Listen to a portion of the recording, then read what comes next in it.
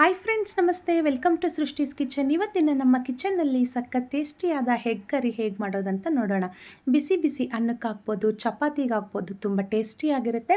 ಹೆಚ್ಚು ಮಸಾಲ ಪದಾರ್ಥಗಳನ್ನು ಉಪಯೋಗಿಸ್ಕೊಳ್ದಿರ ಈ ಟೇಸ್ಟಿಯಾದ ಹೆಗ್ ಕರಿ ಹೇಗೆ ಮಾಡೋದಂತ ನೋಡೋಣ ಬನ್ನಿ ಫ್ರೆಂಡ್ಸ್. ಮೊದಲಿಗೆ ಇಲ್ಲಿ ನಾನು ಸ್ಟವ್ ಮೇಲೆ ಒಂದು ಬಾಣಲಿ ಇಟ್ಟು 1 ಟೇಬಲ್ ಸ್ಪೂನ್ ಎಣ್ಣೆ ಹಾಕ್ಕೊಳ್ತಾ ಇದ್ದೀನಿ. ಈಗ ಇದಕ್ಕೊಂದು ಸ್ವಲ್ಪ ಅರಿಶಿನ ಪುಡಿ, ಸ್ವಲ್ಪ ಖಾರದ ಪುಡಿ, ಸ್ವಲ್ಪ ಉಪ್ಪು, ಯಾಕಂದರೆ ಬೇಯಿಸಿಟ್ಕೊಂಡಿರೋ ಅಂಥ ಮೊಟ್ಟೆಯನ್ನು ಇದಕ್ಕೆ ಸೇರಿಸ್ಕೊಂಡು ಫ್ರೈ ಮಾಡ್ಕೊಳ್ಳಿಕ್ಕೆ ನಾನು ಈ ರೆಸಿಪಿಗೆ ಒಂದು 6 ಮೊಟ್ಟೆಯನ್ನು ಯೂಸ್ ಮಾಡ್ಕೊಳ್ತಾ ಇದ್ದೀನಿ. ಈಗ ಇದನ್ನೆಲ್ಲ ಸ್ವಲ್ಪ ನಿಧಾನಕ್ಕೆ ಈ ರೀತಿಯಾಗಿ ಫ್ರೈ ಮಾಡ್ಕೊಳ್ಳೋಣ. ಜೋರಾಗಿ ಮಾಡಿದ್ರೆ ಹೆಗ್ ಕಟ್ಟಾಗೋ ಚಾನ್ಸಸ್ ಇದೆ. ಹಾಗಾಗಿ ನಿಧಾನಕ್ಕೆ ಸ್ಟವ್ ಮೀಡಿಯಮ್ ಫ್ಲೇಮಲ್ಲಿ ಇಟ್ಕೊಂಡು ಇದನ್ನು ಚೆನ್ನಾಗಿ ಫ್ರೈ ಮಾಡ್ಕೊಳ್ಳಿ. ಈ ರೀತಿ ಫ್ರೈ ಆಗಿರೋದನ್ನು ಈಗ ನಾವು ಪ್ಲೇಟ್ಗೆ ಒಂದೊಂದಾಗೇ ನಿಧಾನಕ್ಕೆ ತೆಗೆದು ಪಕ್ಕಕ್ಕೆ ಇಟ್ಕೊಳ್ಳೋಣ. ಒಳ್ಳೆ ಬಣ್ಣ ಬರೋವರೆಗೂ ಈ ರೀತಿ ಫ್ರೈ ಮಾಡಿಕೊಂಡ್ರೆ ನೋಡಲಿಕ್ಕೂ ತುಂಬ ಚೆನ್ನಾಗಿರುತ್ತೆ. ತಿನ್ನೋವಾಗೂ ಚೆನ್ನಾಗಿ ಮೊಟ್ಟೆಗೆ ಉಪ್ಪು ಖಾರ ಎಲ್ಲ ಹಿಡಿದಿರುತ್ತೆ. ನೋಡಿ ಎಷ್ಟು ಚೆನ್ನಾಗಿ ಕಲರ್ ಬಂದಿದೆ ಅಲ್ವಾ. ಈಗ ಪುನಃ ಅದೇ ಬಾಣಲಿಗೆ ಇನ್ನೊಂದು ಟೇಬಲ್ ಸ್ಪೂನಷ್ಟು ಎಣ್ಣೆ ಸೇರಿಸ್ಕೊಳ್ತಾ ಇದ್ದೀನಿ. ಎಣ್ಣೆ ಬಿಸಿ ಆದಮೇಲೆ ಸಣ್ಣದಾಗಿ ಹಚ್ಚಿಟ್ಕೊಂಡಿರೋದು 2 ಈರುಳ್ಳಿನ ಯೂಸ್ ಮಾಡ್ಕೊಳ್ತಾ ಇದ್ದೀನಿ. ಈರುಳ್ಳಿ ಒಳ್ಳೆ ಬಣ್ಣ ಬರೋವರೆಗೂ ಇದನ್ನು ಸ್ವಲ್ಪ ಚೆನ್ನಾಗಿ ಫ್ರೈ ಮಾಡ್ಕೊಳ್ಳಿ. ಆನಂತರ ಇದಕ್ಕೆ ಒಂದು 3 ಹಸಿರು ಮೆಣಸಿನ್ಕಾಯಿನ ಬಳಸ್ಕೊಳ್ತಾ ಇದ್ದೀನಿ. ಈ ರೀತಿ ಉದ್ದ ಸೀಳಿಟ್ಕೊಂಡಿರೋವು. ಹಾಗೆ ಒಂದು ಸ್ವಲ್ಪ ಕರಿಬೇವು ಸೊಪ್ಪನ್ನು ಸಹ ಹಾಕ್ಕೊಂಡು ಈರುಳ್ಳಿ ಒಳ್ಳೆ ಕಲರ್ ಬರೋವರೆಗೂ ಇದನ್ನೆಲ್ಲ ಸ್ವಲ್ಪ ಚೆನ್ನಾಗಿ ಒಗ್ಗರಣೆಯಲ್ಲಿ ಫ್ರೈ ಮಾಡ್ಕೊಳ್ಳಿ. ನಂತರ ಇದಕ್ಕೆ 1 ಸ್ಪೂನಷ್ಟು ಶುಂಠಿ ಬೆಳ್ಳುಳ್ಳಿ ಪೇಸ್ಟನ್ನು ಹಾಕ್ಕೊಳ್ಳಿ. ಫ್ರೆಶ್ಶಾಗಿ ಮಾಡ್ಕೊಂಡಿರೋದು ಹಾಕ್ಕೊಳ್ಳಿ, ತುಂಬ ಟೇಸ್ಟಿಯಾಗಿರುತ್ತೆ. 1 ಸ್ಪೂನಷ್ಟು ಶುಂಠಿ ಬೆಳ್ಳುಳ್ಳಿ ಪೇಸ್ಟನ್ನು ಹಾಕ್ಕೊಳ್ತಿದ್ದೀನಿ. ಈಗ ಅದರ ಹಸಿ ವಾಸನೆ ಹೋಗೋವರೆಗೂ ಚೆನ್ನಾಗಿ ಇದನ್ನು ಫ್ರೈ ಮಾಡ್ಕೊಳ್ಳಿ.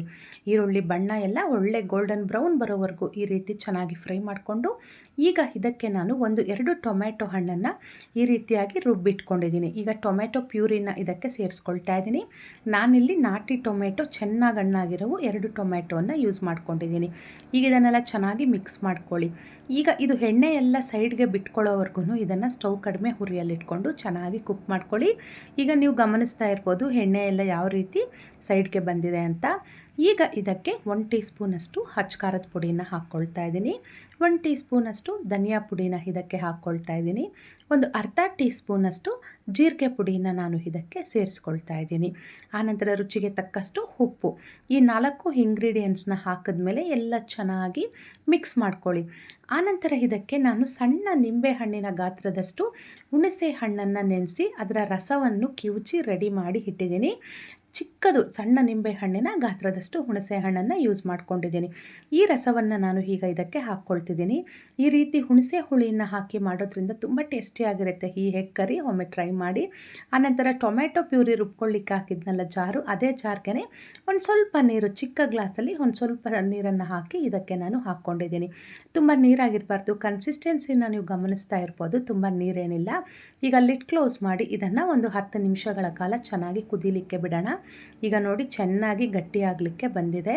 ಗ್ರೇವಿ ಅನ್ನೋದು ಕರೆಕ್ಟಾಗಿ ಕನ್ಸಿಸ್ಟೆನ್ಸಿ ಬಂದಿದೆ. ಈ ಸಮಯದಲ್ಲಿ ನಾವು ಇದಕ್ಕೆ ಹೆಗ್ಗನ್ನು ಸೇರಿಸ್ಕೊಳ್ಳೋಣ.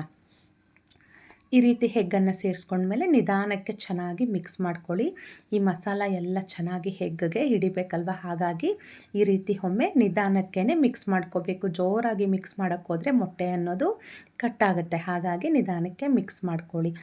ಈಗ ನಾವು ಇದನ್ನು ಸ್ಟವ್ ಕಡಿಮೆ ಹುರಿಯಲ್ಲಿಟ್ಕೊಂಡು ಹೆಗ್ ಹಾಕಿದ್ಮೇಲೆ 1-2 ನಿಮಿಷಗಳ ಕಾಲ ನಾವು ಕುಕ್ ಮಾಡಿಕೊಂಡ್ರೆ ಸಾಕಾಗುತ್ತೆ.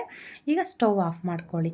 ಸ್ಟವ್ ಆಫ್ ಮಾಡಿದ ನಂತರ ಇದಕ್ಕೆ ಒಂದು ಸ್ವಲ್ಪ ಕಸೂರಿ ಮೆಥಿನ ಹಾಕ್ಕೊಳ್ತಾ ಇದ್ದೀನಿ. ಹೆಚ್ಚಾಗಿಲ್ಲ, ಒಂದು ಸ್ವಲ್ಪ ಕಸೂರಿ ಮೆಥಿ, ಸಣ್ಣದಾಗಿ ಹಚ್ಚಿಟ್ಕೊಂಡಿರೋ ಅಂಥ ಕೊತ್ತಂಬರಿ ಸೊಪ್ಪನ್ನು ಸ್ವಲ್ಪ ಸೇರಿಸ್ಕೊಳ್ತಾ ಇದ್ದೀನಿ. ಇಷ್ಟೇ ಫ್ರೆಂಡ್ಸ್, ಸಿಂಪಲ್ ಹೆಗ್ ಕರಿ ಈಗ ರೆಡಿ ಆಯಿತು. ಈಗ ಇದನ್ನು ನಾನು ಪ್ಲೇಟ್ಗೆ ತೆಗೆದುಕೊಳ್ತಾ ಇದ್ದೀನಿ. ನೋಡಿ, ಚಪಾತಿಗೆ ಆಗ್ಬೋದು ಅಥವಾ ರೈಸ್ಗೆ ಹಾಕ್ಬೋದು. ತುಂಬ ಟೇಸ್ಟಿಯಾಗಿರುತ್ತೆ. ಒಮ್ಮೆ ಟ್ರೈ ಮಾಡಿ. ಹೆಚ್ಚಾಗಿ ಮಸಾಲ ಪದಾರ್ಥಗಳನ್ನೇ ಉಪಯೋಗಿಸ್ಕೊಂಡಿಲ್ಲ, ಸೊ ಹಾಗಾಗಿ ತುಂಬ ಟೇಸ್ಟಿಯಾಗಿ ಇರುತ್ತೆ. ಈ ಎಗ್ ಕರಿ ರೆಸಿಪಿ ನಿಮಗಿಷ್ಟ ಆಗಿದೆ ಅಂತ ನಾನು ಭಾವಿಸ್ತಿದ್ದೀನಿ. ಒಂದು ವೇಳೆ ನಿಮಗಿಷ್ಟ ಆಗಿದ್ದಲ್ಲಿ ನನ್ನ ಚಾನಲ್ಗೆ ಲೈಕ್ ಮಾಡಿ, ಶೇರ್ ಮಾಡಿ, ಹಾಗೆ ಸಬ್ಸ್ಕ್ರೈಬ್ ಮಾಡ್ಕೊಳ್ಳಿ. ಯಾರೆಲ್ಲ ಫಸ್ಟ್ ಟೈಮ್ ನನ್ನ ಚಾನಲ್ನ ನೋಡಿದ್ದೀರಾ, ಸಬ್ಸ್ಕ್ರೈಬ್ ಆಗೋದನ್ನು ಮಾತ್ರ ಮರಿಬೇಡಿ. ನೋಡಿ, ಬಿಸಿ ಬಿಸಿ ಅನ್ನಕ್ಕೆ ತುಂಬ ಟೇಸ್ಟಿಯಾಗಿರುತ್ತೆ. ಚಪಾತಿ ಆಗ್ಬೋದು, ಪರೋಟ ಆಗ್ಬೋದು, ಇದಕ್ಕೂ ಸಹ ತುಂಬ ಚೆನ್ನಾಗಿರುತ್ತೆ. ತುಂಬ ಸಿಂಪಲ್ಲಾಗಿ ಕಡಿಮೆ ಸಮಯದಲ್ಲೂ ಸಹ ರೆಡಿ ಆಗುತ್ತೆ. ಕೆಲವರಿಗೆ ಹೆಚ್ಚು ಮಸಾಲನ್ನು ಹಾಕಿ ಮಾಡೋದಿಷ್ಟ ಇರಲ್ಲ, ಅಂಥವರು ಈ ರೀತಿಯಲ್ಲಿ ಟ್ರೈ ಮಾಡಿ. Thanks for watching.